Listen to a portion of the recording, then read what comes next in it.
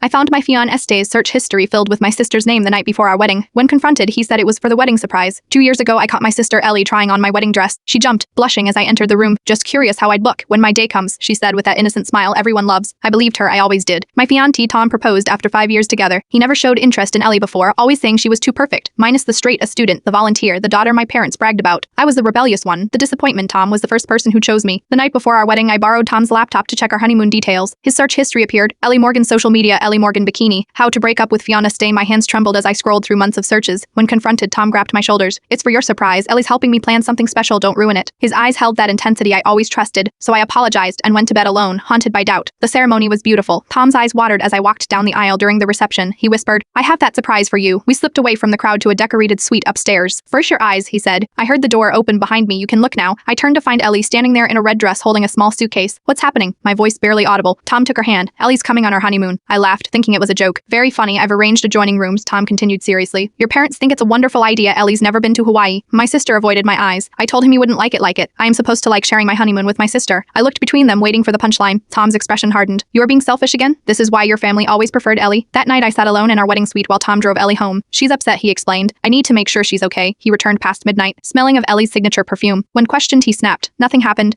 Why are you so insecure? But something shifted in me. The next morning I called the airline and changed my ticket. Hawaii could wait. Instead I drove to my parents' house and used the spare key. Ellie wasn't home, strange, since Tom said he dropped her off in her bedroom. I found her suitcase open, half packed with resort wear and bikinis. On her desk sat an envelope with 2 first-class tickets to Hawaii, not 3 too. My phone buzzed with a text from Tom. Where are you? Our flight leaves in 3 hours. I took a photo of the tickets and sent it without comment. 3 dots appeared, disappeared, appeared again. I can't explain, he finally wrote. Come home so we can talk. As I walked out, my mother arrived. Sweetheart, what are you doing here? MRTB at the airport. I showed her the tickets. Did you know Ellie was coming on my honeymoon? Her face paled. What? No, Ellie told us yesterday she was going to her friend's lake house while you two were away. My phone rang. Tom's face appeared on screen. Behind him through the car window, I glimpsed Ellie in the passenger seat, wearing sunglasses despite the cloudy day. I answered the call.